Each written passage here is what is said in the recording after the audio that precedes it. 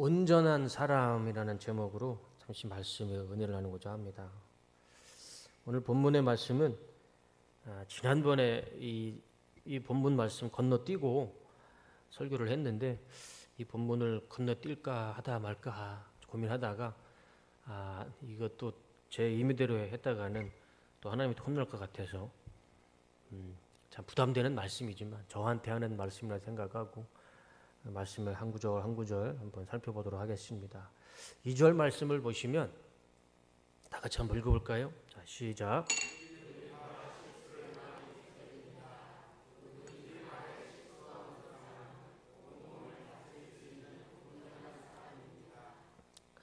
성경은 기본적으로 우리 사람은 실수가 많은 것이다 라고 아예 기본적으로 베이스를 깔아놨어요. 실제로 우리는 많은 실수를 하며 살죠. 특별히 이 말의 실수. 왜냐하면 우리가 의사소통을 한다는 도구가 이 언어밖에 없잖아요. 말밖에 없지 않습니까? 다른 거 외에는 뭐 수화도 있지만 보통 우리는 의사소통을 할 때 이 말로써 의사소통을 하기 때문에 이 말의 실수가 참 많은 것도 사실인 것 같아요. 그래서 성경은 이 말의 실수가 없는 사람은 온몸을 다스릴 수 있는 온전한 사람이다 라고 표현을 해주고 있습니다. 말의 실수가 없으면요 온전한 사람이랍니다. 이 2절 말씀 가운데 우리가 두 가지 단어를 좀 주목해 봤으면 좋겠습니다. 실수와 온전이라는 단어입니다. 그러니까 2절 말씀을 그냥 한 문장으로 요약하면 실수가 없으면 온전한 사람입니다. 그렇게 요약할 수 있잖아요.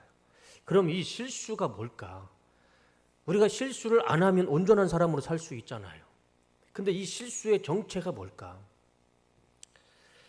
이 실수라는 단어는 헬라어로 보시면 이 푸타이오라는 단어입니다. 왜 제가 자꾸 이 원어 성경을 자꾸 보여드리냐면 우리 한글 성경은 번역된 성경이다 보니까 한계가 있어요. 그래서 이 제자들이 또 하나님이 말씀하셨던 언어, 그 언어의 본래의 의미를 보면 더 큰 의미를 알 수 있거든요. 그래서 제가 자꾸 이렇게 원어 성경을 저도 모르는 원어 성경을 자꾸 보여드리는 겁니다. 이 푸타이오라는 단어가 실수라는 단어인데 본래 의미는 실수하다라는 의미가 있지만 죄를 짓다, 잘못하다라는 의미가 있습니다. 그러니까 실수라는 단어보다 죄를 짓고 잘못하다라는 의미가 더 큽니다. 그러니까 실수는 생각해보면 실수라는 말 자체는 내가 부지불식간에 내가 의도치 않고 어떤 행동을 했을 때 어떤 말을 했을 때 거기서 잘못된 결과가 실수잖아요. 그렇지 않습니까? 내가 의도를 갖지 않고 자의적으로 하지 않았을 때 그럼 우리는 그걸 실수라고 합니다. 죄송합니다. 제가 실수했습니다. 그런데 이 푸타이오라는 단어는 부지불식간에 생각지도 못하는 사이에 내가 잘못한 실수라기보다는요. 이 단어는 이 성격을 보면 1인칭 능동태입니다. 제가 좀 문법을 말씀드려서 죄송한데 수동태가 아니고요. 능동태라는 겁니다. 다시 말씀드리자면 내가 의지를 가지고 하는 겁니다. 내가 의지를 가지고 내가 결단을 가지고 실수를 하고 잘못을 하고 죄를 짓는 겁니다. 그러니까 본래의 성경을 우리가 봤을 때는 실수는 우리 한글 성경으로 번역했을 때 실수는 내가 의도를 취하지 않고 어떠한 말을 하고 어떤 잘못을 했을 때 실수를 범한 것인데 근데 본래 성경은 그 실수가요. 그 속에 능동태가 있어요. 그러니까 내 의지를 가지고 내가 어떤 자의적인 목적을 가지고 말의 실수를 하고 말의 잘못을 하고 말로써 죄를 짓는 그것이 이 푸타이오라는 단어입니다. 그러니까 실수라기보다는 범죄에 가깝죠. 이 실수라는 단어가 그냥 실수라는 단어로 그냥 넘어가면 이 본래의 말씀을 우리가 깊게 볼 수가 없습니다. 실수가 없는 사람은 없죠. 모든 사람은 의도와 상관없이 실수를 할 때가 있습니다. 그런데 그 실수는요, 용서할 수 있습니다. 덮어줄 수 있어요. 그렇지만 그 실수 속에 이 푸타이오라는 이 단어 말처럼 내가 의지를 가지고 내 어떤 목적을 가지고 자의적으로 잘못을 하고 죄를 지으면 이거는 용서와 좀 다른 문제입니다. 덮을 수 있는 문제가 아니죠. 범죄죠, 범죄. 이건 죄입니다, 죄. 실수라는 단어보다 더 큰 의미입니다. 그렇기 때문에 성경은 실수하지 않는 자는 온전한 자다라고 이렇게 표현한 겁니다. 우리가 생각하는 그 실수를 하지 않으면 온전하다, 이건 좀 말이 안 되잖아요. 근데 그 실수에 이 자의적인 이 죄가 들어가면, 자의적으로 실수하지 않고 자의적으로 죄짓지 않고 잘못하지 않으면 온전한 사람이다. 그러면 이 말씀은 우리가 명확하게 해석이 되고 이해가 됩니다. 그래서 이 푸타이오라는 단어는 실수라기보다는 실수를 가장한 의도적인 잘못과 죄를 짓는 것입니다. 그것을 안 하는 사람은 완전한 사람, 온전한 사람이다, 그 말씀이죠. 그리고 또 하나의 단어가 있죠. 이 온전이라는 단어입니다. 실수를 하지 않는 사람은 온전한 사람이다. 이 온전한 사람이라는 단어의 원래의 뜻을 보시면 이 텔레이오스라는 단어인데, 완전하고 완성되고 완벽한라는 의미가 있어요. 아주 퍼펙트한 겁니다. 완벽한 거예요. 간단합니다. 이 말씀은 뭐 그렇게 크게 어렵지 않습니다. 사람으로서 완전한 삶, 완벽한 삶, 또 퍼펙트한 삶을 살기 위해서는 한 가지만 우리가 조심하면 됩니다. 뭘까요? 실수, 말의 실수. 그런데 이 말의 실수는 실수가 아닙니다. 자의적인 실수입니다. 내 의도가 들어가지 않는 실수, 의도가 들어간 실수. 의도를 가지고 말을 잘못하고 죄를 짓고 잘못을 하지 않았을 때 그런 삶이 바로 이 텔레이오스, 완벽한 삶이다 말씀해 주고 있는 것이죠. 그래서 우리가 성도로서 성경이 말씀하시는 완벽한 삶은 말로서 실수하지 않는 삶인데, 그냥 실수가 아니고 내 의도를 가지고 실수하지 않는 삶, 내 마음을 가지고, 내 결단을 가지고, 내 뜻을 가지고 내 말에 실수하지 않는 사람이 온전한 사람, 완벽한 사람, 온전한 삶이다라고 말씀해 주고 있는 것입니다. 시편 64편 8절 말씀을 보여주시면, 하나님은 그들의 혀를 늘려서 한 말 때문에 그들을 멸하실 것이니 이것을 보는 자마다 도망칠 것이다. 하나님은요, 내가 한 말 때문에 하나님이 멸하신다 말씀해 주고 있습니다. 전도서 10장 12절 말씀은, 지혜로운 사람은 말을 해서 덕을 보고 어리석은 사람은 제 입으로 한 말 때문에 망한다. 그러니까 시편은 내 말 때문에 하나님의 심판하실 것이고, 전도서는 내가 한 말 때문에 역시 망한다, 그렇게 말씀해 주고 있죠. 그래서 6절 말씀을 보시면 다 같이 한번 읽어볼까요? 시작.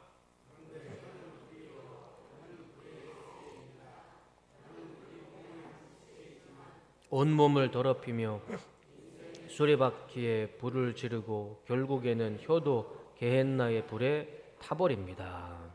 참, 이 말씀을 보면 우리의 혀가요 불이랍니다. 불. 우리의 말이요 입이랍니다. 그래서 이 우리의 혀로 인해서 우리의 몸 전체를 더럽힐 수도 있고, 우리의 혀과 말로 인해서 우리 인생 전체를 불사를 수도 있고요.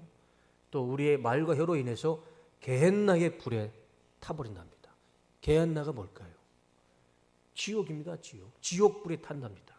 그러니까 내가 쓰는 말, 내가 하는 말로 인해서 내 인생 전체가 더럽힐 수도 있고, 내 인생 전체가 불에 타버릴 수도 있고, 지옥불에도 탈 수가 있다. 아주 무서운 말이죠. 우리가 간단하게 넘길 말씀은 아닌 것 같습니다. 잠언 18장 21절에 이런 말씀이 있죠.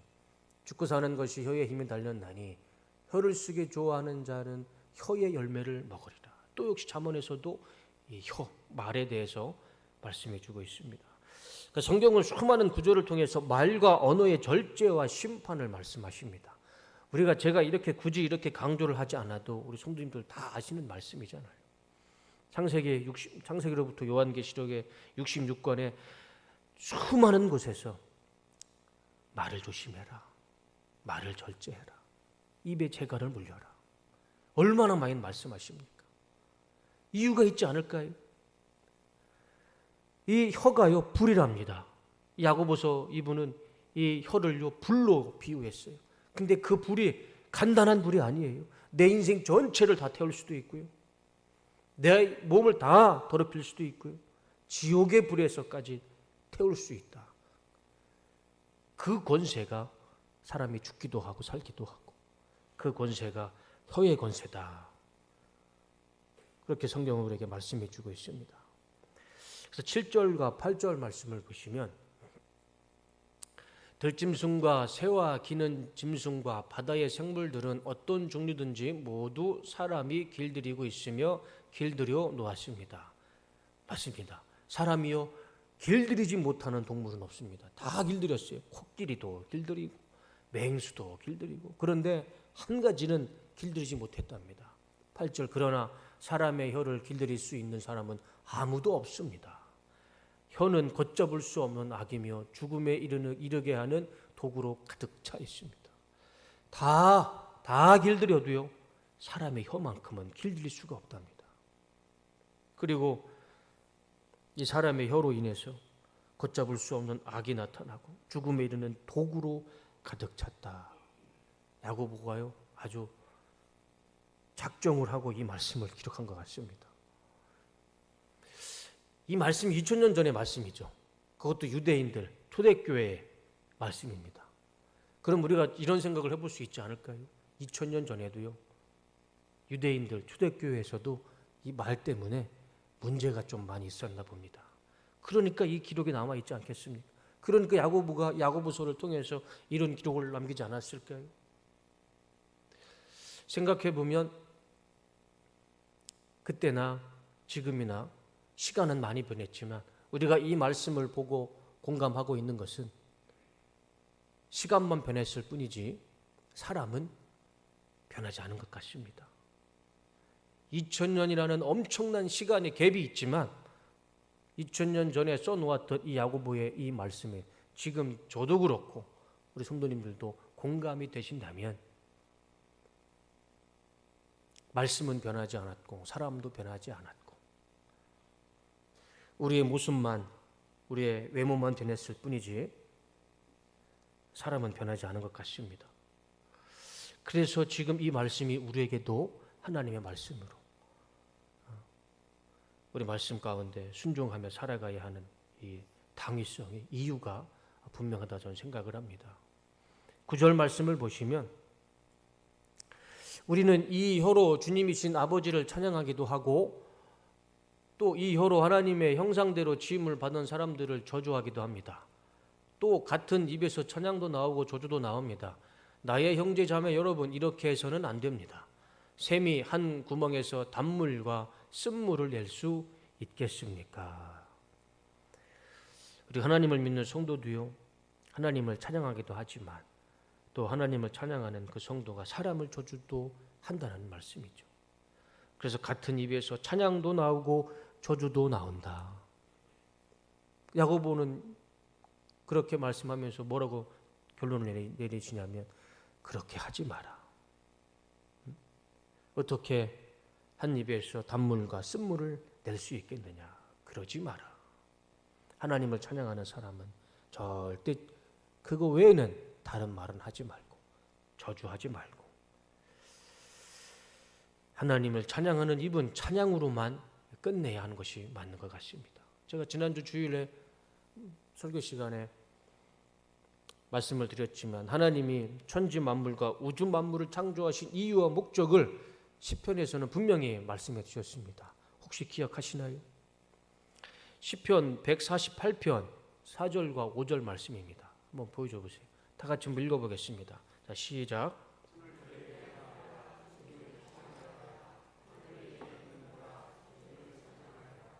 너희가 주님의 명을 따라서 창조되었으니 너희는 그 이름을 찬양하여라. 하나님이 왜 창조하셨습니까? 천지 만물, 우주 만물을 왜 창조하셨습니까? 하나님을 찬양하라고. 우리의 본연의 목적은요, 하나님을 찬양하는 겁니다. 저주하는 게 아니고 우리는 하나님을 찬양하고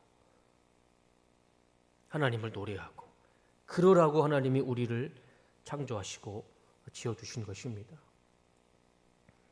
우리에게 입을 주시고 언어를 주시고 소리를 주신 것은 분명합니다. 하나님을 찬양하라고 우리에게 입을 주셨고 언어를 주셨고 소리를 주신 줄로 믿습니다. 내 입에 모든 부정과 불평과 불만과 어둠을 모려내고 본연의 목적인 하나님을 찬양하며 살아가시는 우리 뚝섬교회 모든 성도님 되시기를 주님의 이름으로 축복합니다. 12절 말씀을 볼까요? 나의 형제자매 여러분, 무화과나무가 올리브 열매를 맺거나 포도나무가 무화과 열매를 맺을 수 있겠습니까? 마찬가지로 짠 샘은 단물을 낼 수 없습니다. 무화과나무에서 올리브 열매가 맺히지 않고 포도나무에서 무화과 열매가 맺히지 않습니다. 간단하죠. 내가 한 말에 그대로 열매를 맺게 되는 것이죠. 내가 복음을 이야기하면 복음의 열매를 맺을 것이고, 내가 축복과 칭찬을 심으면 축복과 칭찬이 열매를 맺을 것이고, 내가 저주를 심으면 저주가 돌아올 것이고, 내가 거짓말을 심으면 거짓말이 돌아올 것이고, 콩 심은 데 콩 나고 팥 심은 데 팥 난다는 말, 그 말씀이죠. 그리고 하나님이 역사하시는 이 교회에서는요, 그 어떤 거짓말도요 감춰지지가 않습니다. 언젠가는요 다 드러납니다. 요한복음 1장 9절에 예수님은 무엇으로 표현을 하시냐면, 예수님은 뭐라고 말씀하시냐면 아시나요? 예수님은 빛이십니다. 빛. 예수님은 빛이십니다. 이 형광등처럼 밝은 빛 안에서 감출 게 뭐가 있겠습니까? 감출 수 있는 것이 없어요. 교회는요, 빛이신 예수님을 머리 삼고 모든 지체가 연합해서 합력하여 선을 이루는 공동체입니다. 그 빛 아래, 예수 그리스도 아래, 빛 아래 그 어떤 저주도 거짓말도 권세를, 생명을 나타낼 수가 없습니다. 다 드러납니다. 언젠가는 다 드러나고 다 밝혀지죠. 한국교회 문제들을 가만히 보면은요, 그 문제의 중심에는 뭐가 있냐면 거짓말이 있어요. 정말 거짓말이 있습니다. 뭐 돈 문제인 것 같고, 뭐 어떤 뭐 불륜 여자 남자 문제인 것 같지만 그 핵심을 보면은요 거짓이 있어요. 거짓이. 그 거짓말이 들통나서 그 문제가 생기는 거예요. 거짓말을 감추려고 하니까 더욱 문제가 커지고요. 그 거짓말 때문에 교회가 막 분열되고 갈라지고, 한국 교회의 모든 이 문제 속에는 거짓이 있다는 것. 여러분, 거짓의 아비가 뭡니까? 마귀잖아요, 마귀. 그 마귀가 들어가 있는 거예요, 거짓 속에. 그러니 문제가 생길 수밖에 없죠. 그리고 교회에서 아무리 숨기려 해도 이 빛이신 예수님 앞에서는 감출 수도 없고 가릴 수도 없고 언젠가는 하나님이 다 드러나게 하십니다. 시편 64편 8절 말씀을 보시면, 하나님은 그들의 혀를 놀려서 한 말 때문에 그들을 멸하실 것이니 이것을 보는 자마다 도망칠 것이다. 하나님은요 다 아십니다. 그리고 그 말대로 다 하나님이 하나님의 때에 감출 수 없이 다 드러내시고 하나님의 심판하신다는 것이죠. 그게 교회 아닌가요? 그게 교회의 역사잖아요. 탈무드에 이런 이야기가 나옵니다. 어떤 한 왕이 각 지방의 사령관들에게 명령을 합니다. 내 생일에 그 지역마다 가장 좋은 포도주를 가지고 와라. 그래서 왕궁에 있는 포도주 독에 쏟아 넣어라. 그래서 그 포도주를 가지고 내 생일 잔치를 벌이겠다. 그래서 이 각 지역마다 있는 사령관들이 다 포도주를 가져옵니다. 그런데 너무 귀찮고 너무 무거워서 도성에, 이 왕의 성에 도착할 때쯤에 가까운 마을에 가서 물을, 이 포도주 이 병에 포도주를 담은 게 아니고 물을 담아서 그 물감을 섞은 겁니다. 포도주 색깔처럼. 그래서 한 명의 사령관이 나 한 명 정도야 물을 넣어도 크게 달라지지 않겠지. 그런 생각을 가지고 이 사령관이 이 포도주에 물에 물감을 넣어서 이 왕의 이 포도주 독에 채웁니다. 그래서 사령관들이 다 이 포도주 독에, 왕의 포도주 독에 가득 채웁니다. 그래서 왕이 이제 너무 기뻐서 포도주 독을 가져오라고 하고, 왕이 먼저 그 맛을 봐야 되지 않겠습니까? 그래서 그 포도주 독에 있는 포도주를 떠서 마시는데 포도주의 색깔은 나는데 포도주 맛이 안 나는 겁니다. 이유가 뭘까요? 사령관이 다 물을 넣었던 거예요. 물감을 채워서. 그러니까 나 한 사람만 물 넣으면 되겠지. 나 한 사람만 거짓말하면 되겠지. 설마 다른 사람이야 하겠나. 그런 마음을 가지고 사령관들이 다 그 왕의 포도주 독에 물을 넣었던 겁니다. 왕에게 거짓말을 했던 거예요. 그게 다 들통난 거죠. 그래서 왕이 이 사령관들의 이 거짓말을 확인하고는 그 자리에서 그 생일잔치에서 사령관들을 다 파면하고 새로운 사람들로 사령관을 임명했다고 합니다. 다 하나 거짓말을 해도 되겠지라는 생각이 결국 왕에게 들통이 났고 이 사령관들은 삶이 파면됐어요. 하나님 앞에 거짓말과 이 저주의 말은 언젠가는 다 드러나게 됩니다. 나 하나쯤이야. 그렇게 생각하는 게 아니고 그 나 하나가 우리가 전체가 될 수도 있고, 그리고 또 하나님 앞에서는, 왕 앞에서는 감출 수가 없다는 것이죠. 마지막으로 10절 말씀을 볼까요? 또 같은 입에서 찬양도 나오고 저주도 나옵니다. 나의 형제 자매 여러분, 이렇게 해서는 안 됩니다. 우리는 하나님만 찬양하고 하나님만 노래하며 살기를 원합니다. 저주의 말이 변하여 칭찬이 되고 거짓의 말이 변하여 찬양이 되길 원합니다. 우리 안에서 더 많이 칭찬했으면 좋겠습니다. 제가 이 강대상에서 자꾸 누구 이름 말씀드리면서 칭찬하지 말라고 그러시는데 저는 더 하고 싶어요.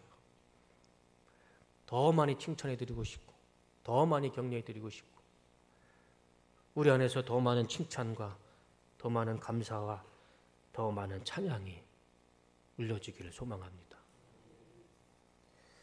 하나님이 원하시는 삶은 간단한 것 같아요. 하나님 우리를 만드시고 지으신 목적, 찬양하기 위해서. 우리는 하나님을 찬양할 때 하나님이 원하시는 삶을 살아가는 줄로 믿습니다. 그래서 우리 뚝섬 침례교회는 더 많은 찬양을 불렀으면 좋겠어요. 뚝섬 침례 찬양교회로 이름을 바꿨으면 좋겠습니다. 뚝섬 침례 찬양교회. 우리 강동에 찬양교회가 하나 있잖아요. 아예 그 교회는 찬양이라는 이름을 넣어버렸어요. 그래서 우리 안에서도 더 많은 찬양으로 하나님 앞에 우리를 만드신 그 본연의 목적을 하나님 앞에 세워드리는 그런 은혜가 있었으면 좋겠습니다. 그리고 또 성도로서 완벽한 삶은, 온전한 삶을 이루는 것은 간단합니다. 말의 실수를 안 하면 됩니다. 그게 하나님이 원하시는 완벽한 삶입니다. 실수가 아니에요. 이거는 자의적으로 실수를 안 하면 됩니다. 내가 노력을 하는 거죠. 내가 참고 인내하고 노력하면서 말의 실수를 줄일 때 본문에서 말씀하시는 것처럼 온전한 삶, 완벽한 삶을 살아갈 줄로 믿습니다. 그래서 우리 성도님들, 우리 모두 말의 실수를 내가 노력하면서 온전한 삶, 완전한 삶을 살아가시는 우리 성도님들의 삶이 다 되시기를 주님의 이름으로 축원하고 축복합니다. 우리 시간에 이 찬양을 드리고 잠시 하나님 앞에 기도하는 시간을 가졌으면 좋겠습니다. 내가 먼저 손 내밀지 못하고 이 찬양 같이 불렀으면 좋겠습니다.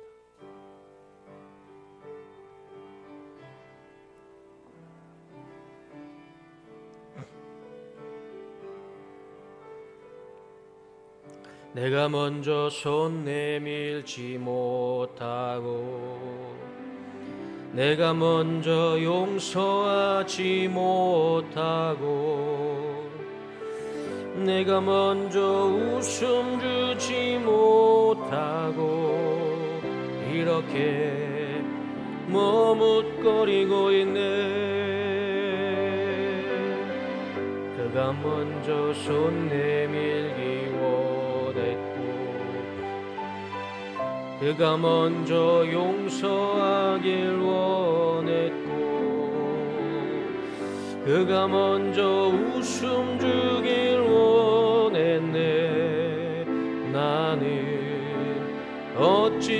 사람인가. 오 간교한 나의 입술이여, 오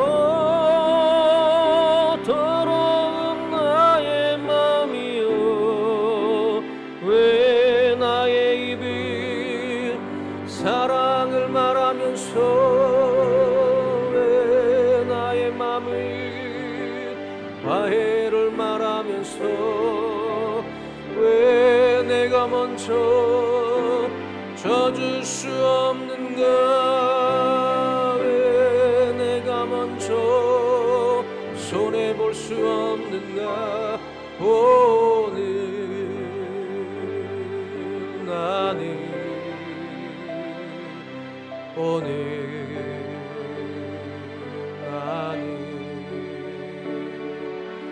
주님 앞에서 몸둘 바머리고 이렇게 느끼며 서 있네. 어찌할 수 없는 이 맘을 주님께 맡긴 채로 내가 먼저 섬겨주지 못하고, 내가 먼저 섬겨주지 못하고, 내가 먼저 이해하지 못하고, 내가 먼저 높여주지 못하고, 이렇게 고집 부리고 있네. 그가 먼저 섬겨주길 원했고, 그가 먼저 이해하길 원했고, 그가 먼저 높여주길 원했네. 나는 어찌 된 사람인가.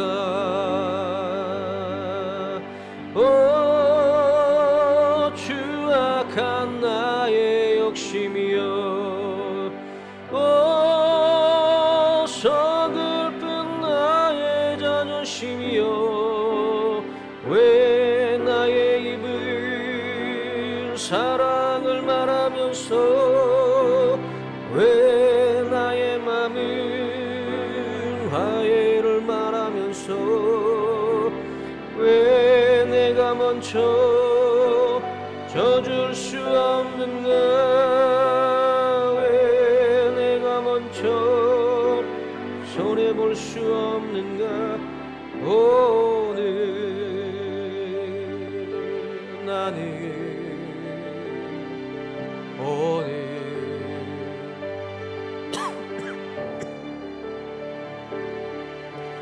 주님 앞에서 몸둘 바머리로 이렇게 느끼며 서 있네. 어찌할 수 없는 이 맘을 주님께 오 간교한 나의 입술이여. 불 좀 꺼주세요. 오 간교한 나의 입술이여, 오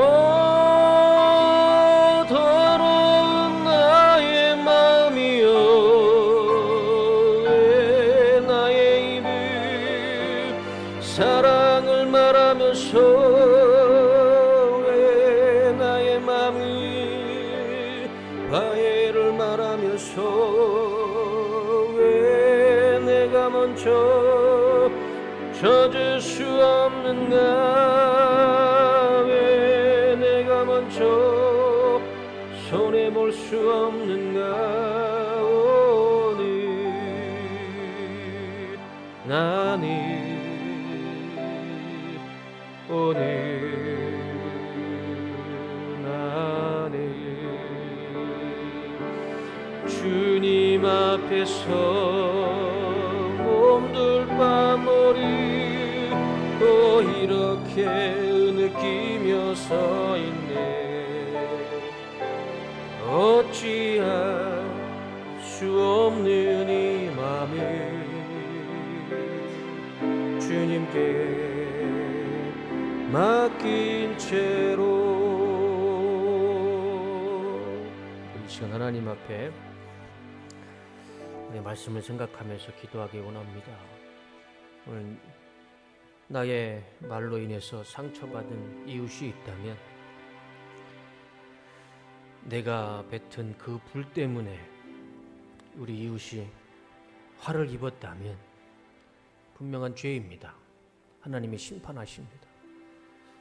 그렇지만 우리가 하나님 앞에 십자가의 보혈의 은혜를 믿고 회개했을 때 하나님은 우리 모든 죄를 죄가 없다라고 인정해 주실 것입니다. 이 시간에 내가 말로 인해 상처를 주고 상처를 받은 일이 있다면 정직하게 하나님 앞에 기도하시고 회개하시고 하나님 앞에 용서를 구했을 때 하나님께서 우리에게 용서해 주시는 그런 은혜가 있으리라 믿습니다. 우리 주여 한번 크게 외치면서 말씀을 생각하면서 기도하겠습니다.